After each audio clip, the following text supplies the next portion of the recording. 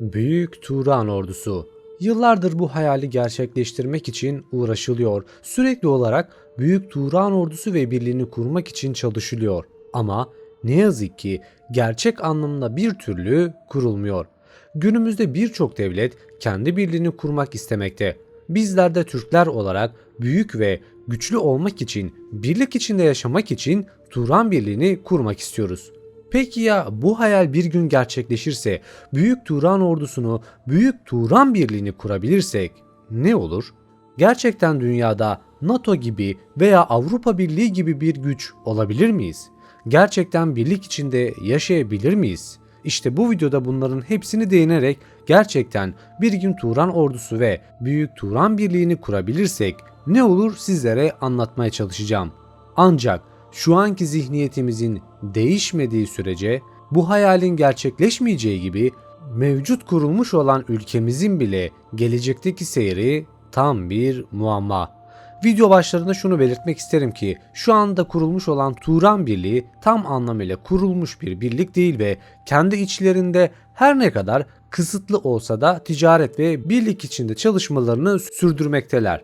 Tam anlamıyla bir Turan Birliği olmamakla beraber çok uzun süredir oturmamış bir sistemden ibarettir. Fakat bir gün gerçekten Turan ordusu kurulursa kaç ülkenin olacağını ve yaşanacağına bakarsak bunlardan ilki 30 adet Türk ülkesinin birlik ve beraberliğinden söz edilmekte. Bu devletlere gelirsek 20 ila 30 ülkeye kadar çıkabilir. Bu devletler sırayla Türkiye Cumhuriyeti, Azerbaycan, Kazakistan, Türkmenistan, Kırgızistan, Özbekistan, Kuzey Kıbrıs Türk Cumhuriyeti, Çeçenistan, Çuvaşistan, Hakaz Cumhuriyeti, Kırım, Yakutistan, Tataristan, Tuva, Abhazya, Adige Cumhuriyeti, Kuzey Ossetya, Batı Trakya Türkleri, Dağıtistan, Dağlık Altay, Doğu Türkistan, Gagavuz, Karakalpakistan, Irak Türkmenleri, İnguşya Cumhuriyeti, Kabartay-Balkar, Kalmuk Cumhuriyeti, Karakay-Çerkes, Moğolistan, Tacikistan ve Başkürdistan gibi belki de unuttuğum, yazamadığım nice devletler olacaktır. Şu kısmı açıklığa kavuşturayım. Başkürdistan ve Moğolistan burada en dikkat çeken ülkelerden biri olabilir fakat Moğolistan yani Moğollar tam anlamıyla Türk olmasa da Türk sayılmaktadır. Başkürdistan da Rusya'ya bağlı özerk bir Türk Cumhuriyetidir. Dili Tatarca olup Türkçe'ye çok yakındır. Eğer bu ülkelerin nedenlerinin örneklendirmeye verirsek de Azerbaycan'a baktığımızda 86 milyon 600 kilometre karelik yüz ölçümüne sahiptir. Türkiye ile olan sınırı 17 kilometredir. Kafkasya bölgesinde bulunan ülke Sovyetler Birliği'nin dağılmasından sonra 18 Ekim 1991 tarihinde bağımsızlığını ilan etmiştir. Başlıca ihracat kaynakları petrol ve doğalgazdır. Nüfusun %96'sı Müslüman, %4'ü Zerduşt, Yahudi ve Hristiyandır. Rus etkisinin en az görüldüğü Türk devletlerindendir. En yakın ilişkileri bulunan ülke Türkiye'dir. İki devlet tek millet mottosu ile ilişkilerini yürütmektedir. Özbekistan 31 milyon 576 bin 400 kişilik nüfusuyla Türkiye'den sonra en kalabalık Türk devletidir. Eski Rusya'nın yıkılışından sonra 1 Eylül 1991'de bağımsızlığını ilan etmiştir. Yine Özbekistan'da 12 il ve bir özerk cumhuriyetten oluşur. Ülkede Özbekçenin yanı sıra eski Rusya'nın hakimiyetinin neticesi olarak Rusça'da yaygın olarak konuşulmaktadır. En hızlı büyüyen Türk devletidir. Gelecek 10 yılda en hızlı büyüyecek devletler arasında da yer almaktadır. Rusya'nın etkisi yer yer görüldüğü ülkelerden bir tanesidir. Türkiye ile de bazı konularda işbirliği yapmaktadır. Kazakistan, yüz ölçümü bakımından Türk devletleri arasında en geniş topraklara sahiptir. Bunun yanında doğal kaynaklar açısından da en zengin Türk devletidir. Rusya ile kara sınırı bulunan iki devletten bir tanesidir. Aral Gölü ve Hazar Denizi'ne de sınırı vardır. 16 Aralık 1991'de bağımsızlığını ilan eden Kazakistan 14 eyaletten ve 3 şehirden oluşur. Petrol, altın, uranyum, kurşun ve demir ana ihracat ürünleridir. %24 ile Ruslar Kazaklardan sonra en kalabalık nüfusu oluşturur. Resmi dili Kazakça ve Rusçadır. Rus etkisinin görüldüğü ülkelerden bir tanesidir. Gerek nüfus gerekse dil bakımından bu büyük ölçüde hissedilmekte. Eski Rusya yıkılsa da yıllarca etkisi altında yaşamak kısmi asimile yol açmış gibi gözükmekte. Kazakistan yeni dönemde de ABD'nin gözbebeği haline gelmiş durumda. Kırgızistan, Çin ile kara sınırı bulunan tek Türk devletidir. Kuzey Kıbrıs Türk Cumhuriyeti ve Azerbaycan'dan sonra 200 bin kilometre kare ile en küçük yüz ölçümüne sahip ülkedir. 31 Ağustos 1991'de eski Rusya'nın yıkılmasının ardından o da bağımsızlığını ilan etmiştir. Başkenti Bişkek ile birlikte 8 ilden oluşur.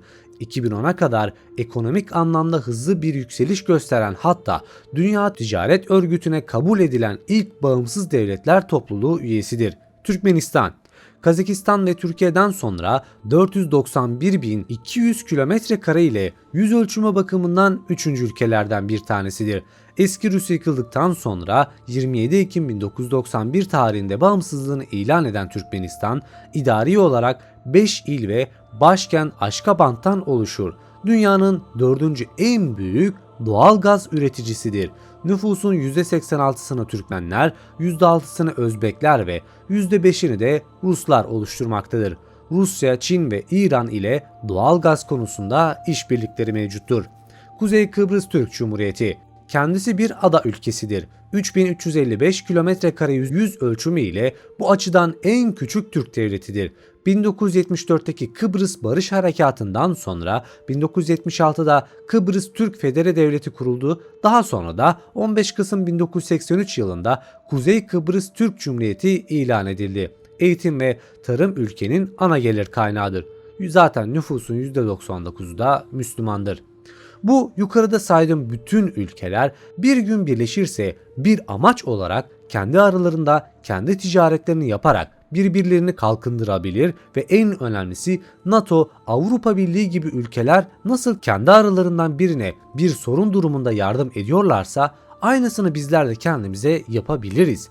Belki de kendi aramızda kendimize ait bir para birimi bile çıkartabilir. Bu sayede bütün ticaret birbirimizin arasında dönerek dış devletleri bağımlılığımızı azaltabiliriz ve en önemlisi herhangi bir tehdit karşısında buna bir şekilde karşılık verebiliriz. Nasıl tüm dünyada Avrupa Birliği ve NATO gibi ülkeler 3. dünya sınıfındaki ülkeleri kısıtlayabiliyorsa, bu 3. dünya ülkeleri yine gelişmekte olan ülkeler olup yardıma muhtaçsa, bizler de artık bu sayfadan çıkarak birbirimize yardım edebilir ve hızlı bir şekilde kalkınabiliriz. Fakat şunu belirtmek isterim ki eğer bu Turan ordusu ve toprakları bir gün birleşirse, tek bir çatı altında olmak isterlerse başkenti Ankara olabilir. Eğer Turan ordusu ve Büyük Turan Birliği kurulabilirse Türklerin toplam nüfusu 350 milyonu geçecektir. Bu nedenle de dünyadaki en kalabalık nüfusa sahip 3. millet olma ihtimalimiz muhtemeldir. Büyük Turan ordusunun ve birliğinin kurulmasının asıl amaçlarından bir tanesi de dünyadaki barışı sağlamaktır. Sadece Müslümanların değil, diğer tüm milletlerin huzurunu ve barışını sağlamaktır. Asıl amaç dünya barışıdır. Eğer bir gün gerçekten bu Turan Birliği ve Turan ordusu kurulabilirse dünyadaki birçok ülkeye yardım edebilir ve dünyadaki barışı sağlayabiliriz. Bizim gönlümüzdeki Turan, fiziki olarak birleşen tek devlet haline gelen bir yapıdır. Günümüz dünyasında devletler arası denge politikaları ve çıkarların olduğu, hatta Türk devletleri arasında bile anlaşmazlıkların yaşandığı bir dönemde gönlümüzdeki Turan'ın gerçekleşmesi maalesef ki imkansızdır. Sizlere anlattığım gibi olmasa da 2009'da Türk Keneşesi isimli bir Türk konseyi kurulmuştur. Bu konsey bizi tabii ki de memnun etse de bu konseyde Kuzey Kıbrıs Türk Cumhuriyeti ve Türkmenistan katılmamıştır. Azerbaycan, Kırgızistan, Kazakistan ve Türkiye kurucu üye olup Özbekistan ise gözlemci üyedir. Türk devletleri arasında dayanışma ve işbirliğinin sağlanması açısından mutlu edici bir durum olsa da şunu düşünmekte fayda var. Biz mevcut zihniyetimizi değiştirmediğimiz sürece hangi devletin hangi çatısı altında birleşirsek birleşelim eninde sonunda yıkılmaya mahkumuz.